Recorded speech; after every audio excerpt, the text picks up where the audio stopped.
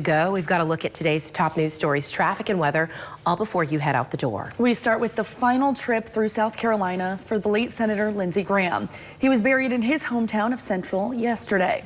Earlier in the day Wednesday, Graham's casket was carried around the State House and taken through Main Street until he arrived at the First Baptist Church of Columbia for a funeral service. And after the service in Columbia, a procession carried Graham's through Pickens County to his final resting place next to his parents. Graham died unexpectedly this month at the age of 71.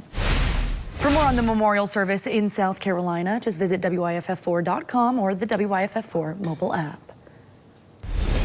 And we're tracking some breaking news for you along I-85 this morning. Closest traffic cam we can get for you here visually, Clemson Boulevard. You're not seeing the crash we're tracking. However, there is a crash I-85 northbound lanes at exit 14. That's South Carolina Highway 187 taking you towards Clemson. I am tracking some slowdown along I-85 northbound there in that area. So definitely something to be aware of as you head out the door. Taking a look at those travel times, you can see 26, 385 looking green, 85 southbound, however, in the Greenville-Spartanburg area, a little slower than usual. And North Carolina is getting rid of its license plate stickers and registration cards. The Department of Motor Vehicles will no longer print, make, or deliver the two forms of registration confirmation as part of a new budget. Our Naomi Popa is joining us live in Asheville to explain what this means for you. Naomi.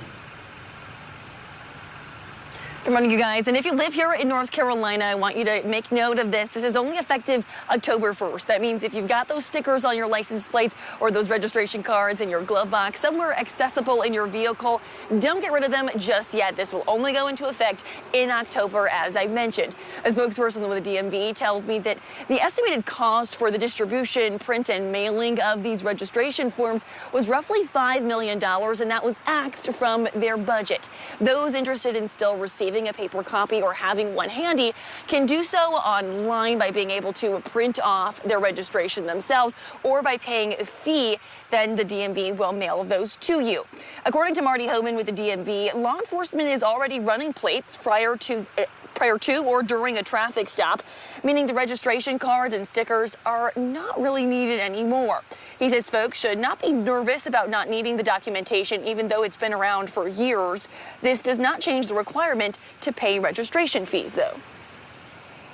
One thing we want to make clear is that you still have to pay your registration fees and your property taxes at your renewal time. So just because the sticker's away doesn't relieve you from having to pay your registration fees and taxes. And so we want to make that very clear that you still have to do that.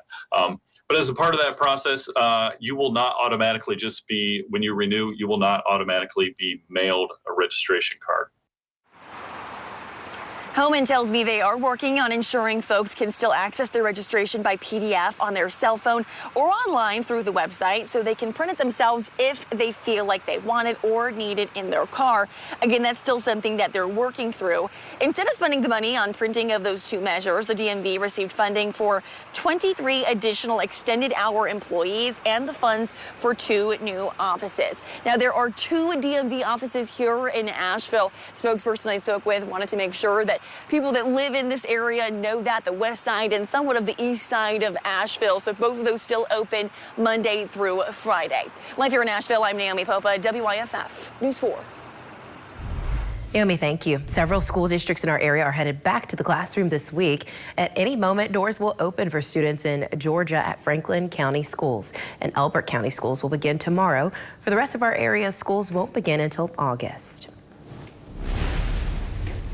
And it's a beautiful start to our day across the area. Dare I say, cooler start to our day. Less humidity out there. There's the buck moon high in the sky. Beautiful picturesque start over Lake Hartwell this morning. Right now we're at 67 degrees in Anderson. Most of us in the upstate are starting off in the 60s. Low 60s, upper 50s for western North Carolina.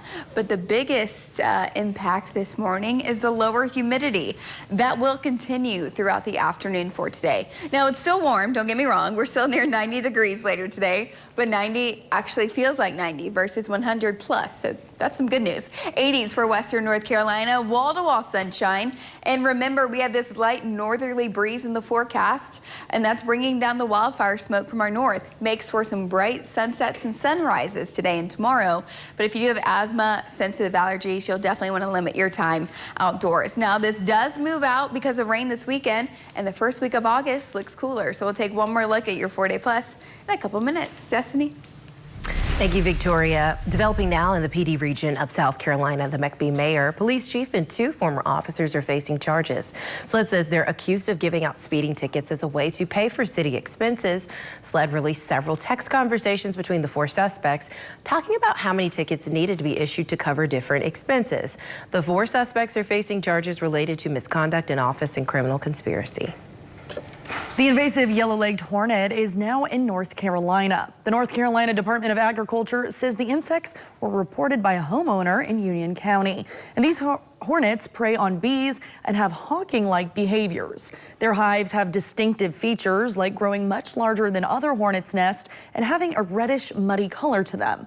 Homeowners and beekeepers are encouraged to visit the Department of Agriculture website for instructions on how to build, report, and monitor traps on their property. Right now, survey trapping and response efforts are underway. And the city of Greenville is looking to... The city of Greenville is looking to bring a portion of Woodruff Road into its city limits. But before it can happen, city leaders need to hear what you think. This map shows you just how much ground would be brought to Greenville. Roughly 87 acres of real property, which includes the land and structures on it, and 47 acres of right-of-way. That would be your sidewalks and streets. This is the largest proposed annexation since the Cherrydale area merged in 2023.